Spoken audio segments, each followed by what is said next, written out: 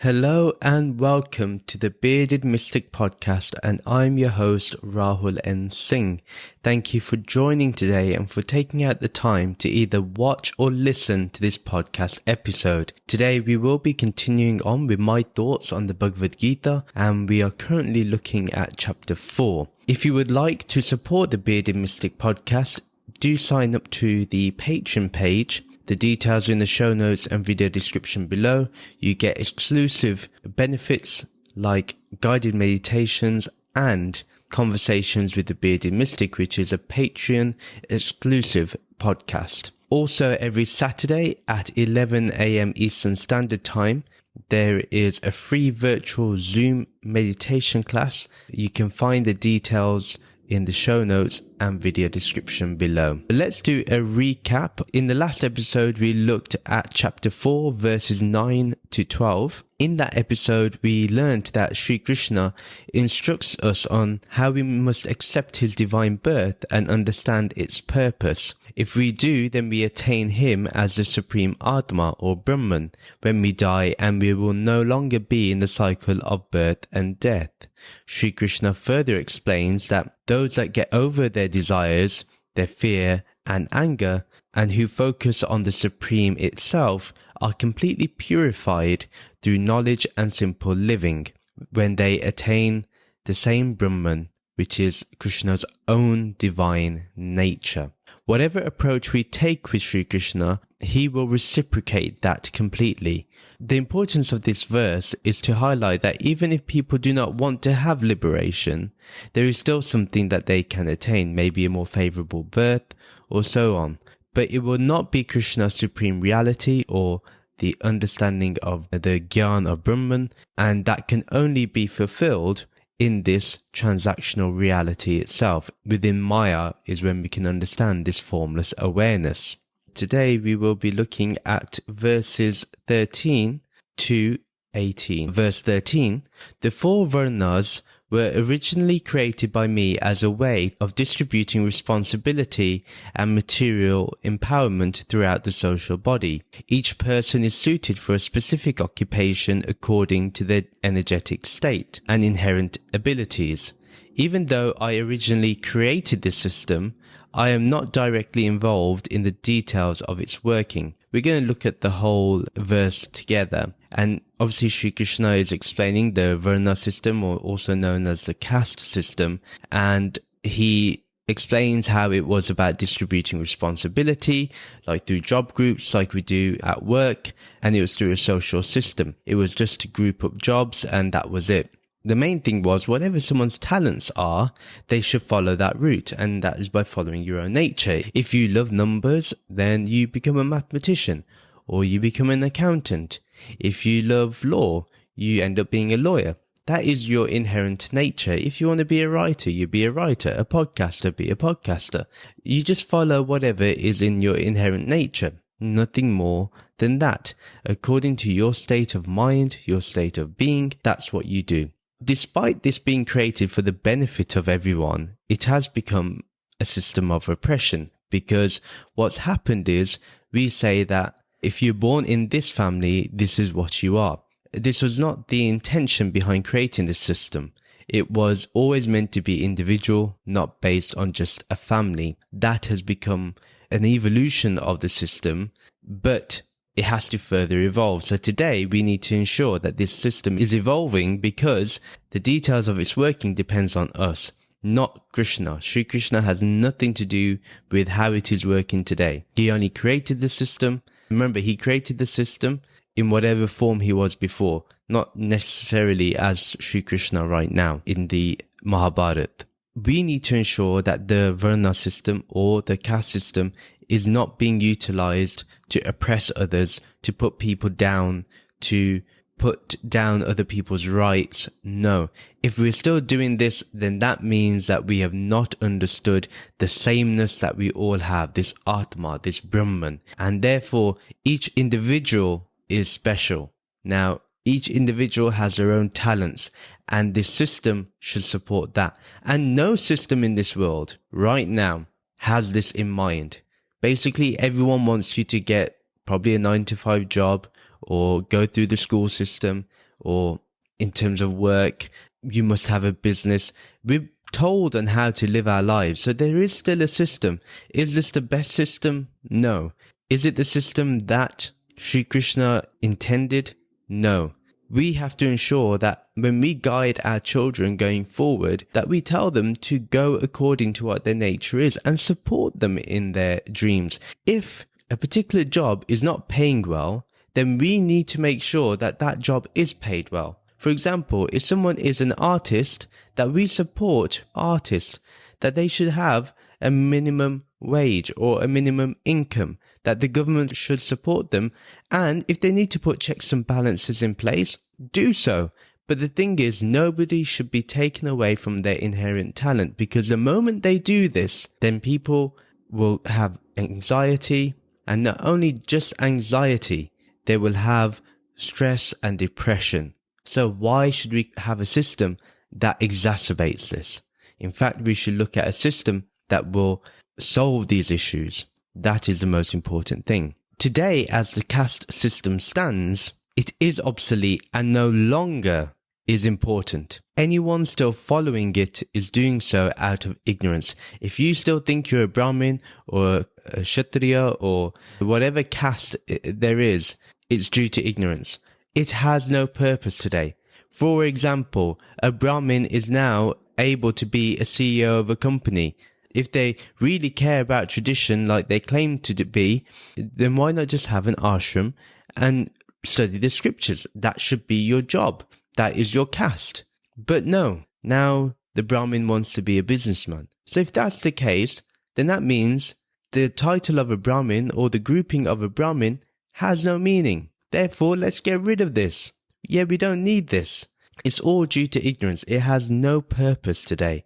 And no way should this jati or this caste system reduce the value of another human being. Remember that we are all human beings, and beyond this humanness is this formless awareness which we all share, which we all are. Therefore, let's get rid of this notion of caste. There's no need for it.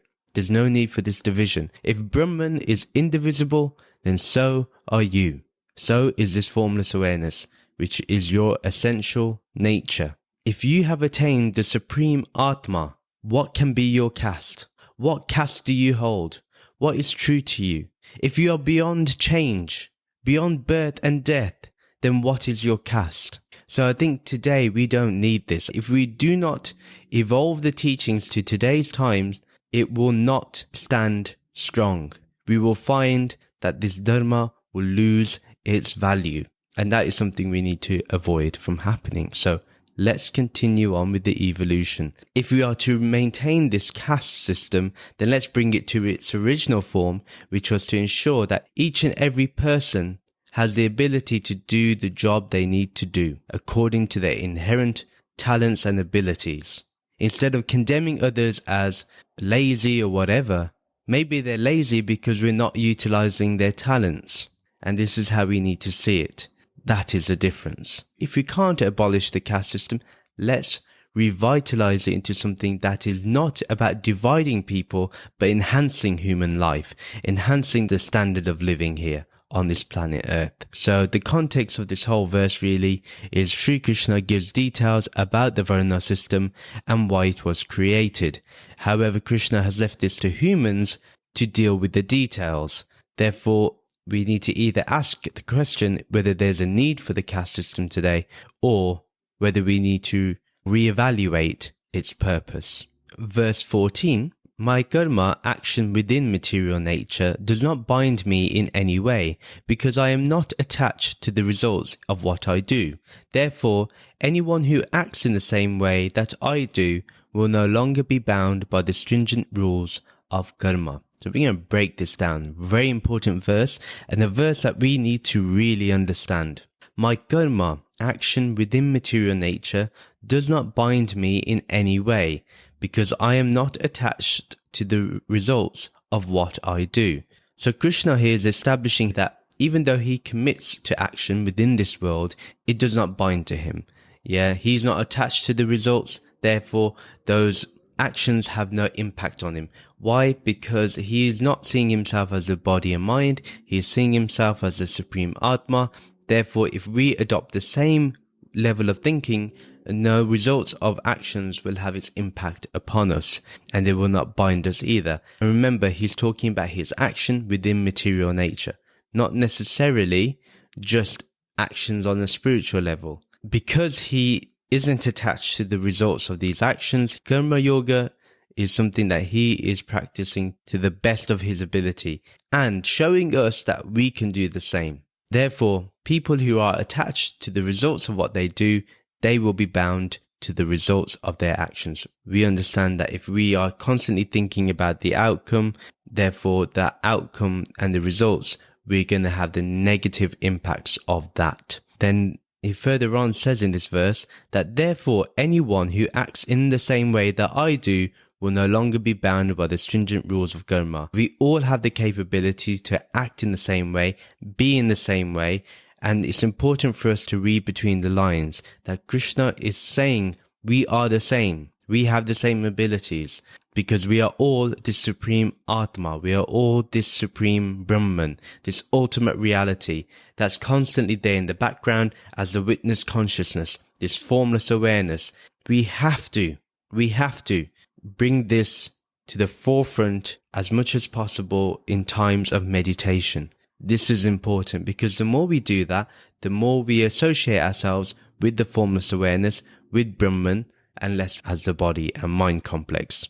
Those individuals who act just as Krishna does, who have trained their vivek, their discernment, to understand that they are not in control of the outcome or the results of their actions, they are not bound by the rules of karma. They transcend beyond it. This is the whole intention. This is the whole point. It's transcendence. And when we act in karma yoga, understanding that the outcome or the results will have no effect upon us because we are the supreme Atma, we will be free. This is the whole point. The stringent rules, remember stringent is used here to say that these rules do not change. They're very strict. They're very binding. Therefore, do not get fooled to think that you can manipulate or you can get yourself out of this. This is very important to understand. The context of the whole verse is that Sri Krishna explains how to transcend the rules of karma, and that is by not being attached to the results of the actions that we do. Verse 15, since the very beginning of human life, the ancients seeking moksha, ultimate freedom from the reactions of their karma, acted in this way. Therefore, perform your actions just as the ancients did. We'll look at the whole verse. It's repeating the same thing as before, that even the ancient rishis, the sages from the very beginning, they perform the actions like we do in the day-to-day life, but they also got themselves free from the reactions of their karma. We must do the same thing. Some of them were householders. We are householders today, majority of us. So it applies to us today too. What is important is to attain that gyan, that knowledge, that wisdom, and live in this knowledge all the time by sharpening our buddhi, making our buddhi the foundation of understanding what is permanent and what is temporary, what is changeless and changing, and build upon that intellect, and therefore we can perform actions just as they did, understanding that when we perform an action, we bring that formless awareness to the forefront so that the results go to the formless awareness and not to us. And when it goes to the formless awareness, what you can say is that action or the result dissolve away.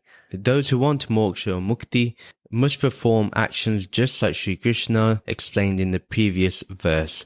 That's what's required. The context of the whole verse is we are instructed by Sri Krishna to follow the path of the ancient rishis who wanted mukti and follow this path of karma yoga and to transcend the results of our actions. Verse 16, what is karma, action, and what is akarma, inaction? Even the ancient seers who compiled the Vedas were sometimes confused on this subject.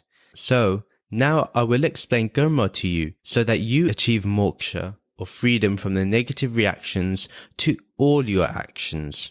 when we think of all of our actions, even from the past lives, present, and any actions we do in the future. But let's break this down a little bit. So the first line I'll be looking at is, what is karma, action, and what is akarma, inaction? Even the ancient seers who compiled the Vedas were sometimes confused on this subject. This is an important question about what is action and inaction, and we will look at that in a further verse, and we'll break it down a little bit. And it's been a hot topic for a lot of people. What is action and what is inaction? Even today, people want to know whether there's God's will or there's free will. What is it? Is it better to be a householder or is it better to be a renunciant? So even the sages of the Vedas, they were confused about this. They didn't come to a conclusion on this matter, and Sri Krishna wants to have a conclusion on this. The reason being is the whole concept of action and inaction and what influences these things is where the main matter lies. For example, if you say that everything is God's will, then actually every karma and akarma, or action and inaction, belongs to God. Therefore, God needs to face the consequences. Why do we? So this is the question that would come up. If we have free will, then we are definitely responsible when we do act and when we do not act. Then Sri Krishna further on says, so now I will explain karma to you so that you achieve moksha, freedom from the negative reactions to all your actions. So now Sri Krishna wants to explain one thing specifically. Basically, what would take someone to achieve moksha, freedom from the negative reactions to all your actions. The context of this whole verse is, this is where the Bhagavad Gita will evolve the definition of what is karma and akarma, action and inaction. Verse 17, the intricacies of karma are difficult to understand. One should be able to discern the subtle differences between correct action, inaction, and forbidden action. We'll look at the whole verse together. We need to understand that understanding karma is difficult. It is very nuanced, it's very subtle in its meanings and its workings. So it's difficult to give a one-liner to it. We cannot give one-liners to this definition of karma. Hence, it's been continuously talked about. Now, it is, as I mentioned, it's intricate and nuanced. Therefore, if we're looking for some black or white answer or binary answer, it is ridiculous. It's literally not understanding what karma is. However, we must be able to discern between the subtle differences between correct action, inaction, and forbidden action. Sri Krishna will now answer this doubt. We must know the subtle differences with action despite how difficult it is to understand. What I will say is correct action is that according to the scriptures and to our guru. Inaction is when we refuse to do an action because of whatever reason, and forbidden action, what is guided for us to not do according to the scriptures and the guru. Verse 18, one who perceives inaction in action and action in inaction has mastered the subtleties of material cause and effect. This state of awakened buddhi, a highly refined discernment, is characteristic of a perfected yogi. So we'll look at the first line. One who perceives inaction in action and action in inaction has mastered the subtleties of material cause and effect. This does require some thought and some contemplation. It's not good to just assume we know what it means. We have to really think about it. When I was thinking about this verse and I was writing my notes for it, I was literally thinking about how I could explain this in a simple way, which is digestible for not only you, but for me too. So these are my thoughts, and let's have a look if we can decipher what this means. What does inaction in action means and action in inaction means?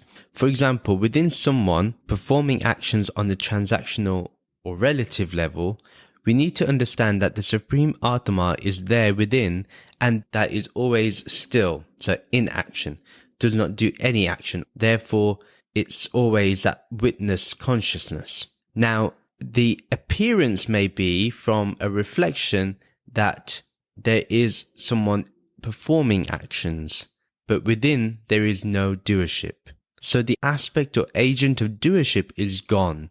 When someone is acting as Brahman, when someone is being that formless awareness, but performing actions in the body and mind. So we're seeing the body mind as a reflection, but we have to also remember that formless awareness does not do anything. Therefore, the doership is gone. Someone may see action in inaction. For example, someone may choose not to get angry at a situation or choose not to hurt someone with their body or words. So outwardly, it appears that nothing is happening, but within, there could be great turmoil, there could be anger, there could be anxiety. There is still action being created. Even the creation of a thought is an action. Although it appears as inaction, we do not know what's going on. Even with emotions, it may be that we're angry inside and we're thinking about what we're going to do to that person if the circumstances allowed it to be so. So even though it looks like there is inaction, there is action still going on. Yeah. Even the fact someone chooses not to act is an action. That is still an action. So that is what we need to understand. A very nuanced point, but we can understand it. There may be suffering within. Like I said, there could be great turmoil within, although that person appears to be stoic from the outside. So don't get fooled by the appearance, is what we need to understand. This person has mastered the subtleties of action and inaction. They can see the whole picture, not simply what is presented in physical, but also the intention. Someone can be busy in the world, but remain calm. There is stillness within their mind and heart. Although they're doing actions in the world, their mind is focused on this eternal witness consciousness, this formless awareness constantly. Someone may appear to be doing nothing, but inside they could be suffering or scheming about how to harm another. That person is creating action and creating karmic consequences. If somebody performs an action, like for example, someone helps another person with an issue they have, maybe they feed another person, but they do not look to have any reward from that, because within they understand they are the formless awareness. That is inaction in action. Now, action in inaction is when someone understands that if they feed another bite to this person, that person will be in suffering. Therefore, the action in their inaction is not to feed them. So although it appears that they're not doing anything, there is an action there. There is still something being performed. So it's about understanding that subtlety. They see that whole picture, yeah. So the person who can perceive both has mastered the subtleties, the nuance between cause and effect. Then this state of awakened buddhi, this highly refined discernment, is characteristic of a perfected yogi. When our intellect is sharpened and awakened through jnana and through wisdom, then our intellect or our buddhi can then be utilized because we can use our vivek, our discernment. This is the characteristic of a realized being, someone who is established in Brahman, in formless awareness. The context of the whole verse is really explaining about how we can be a perfected yogi and we can tell the subtleties of material cause and effect between inaction in action and action in inaction. So we can see the whole picture, and that is the point. This is the end of the episode. Please do share this podcast with your friends and family who may enjoy this content. Do follow me on social media to keep getting updates. Subscribe to the monthly The Bearded Mystic newsletter, or you can join the Bearded Mystic podcast Discord server. All the details are in the show notes and video description below. If you would like to support the Bearded Mystic podcast, do check out the podcast Patreon page. As I mentioned in the beginning, there is extra content that you get. The details are in the show notes and video description below. Please rate and review the podcast on our website, www.thebeardedmysticpodcast.com, and the details again are in the show notes and video description below. Please do like and comment on this video and subscribe to this YouTube channel. Thank you very much for listening. We'll end with the Shanti mantra. Om Shanti, Shanti, Shanti. Om Peace, Peace, Peace. Namaste.